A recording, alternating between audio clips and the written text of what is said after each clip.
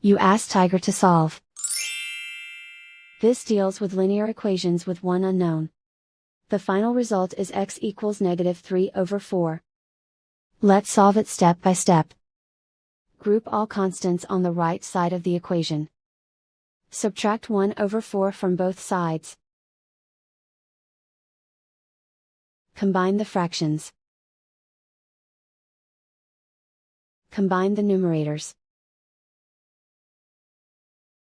Reduce the zero numerator. Simplify the arithmetic. Find the lowest common denominator. Multiply the denominators. Multiply the numerators.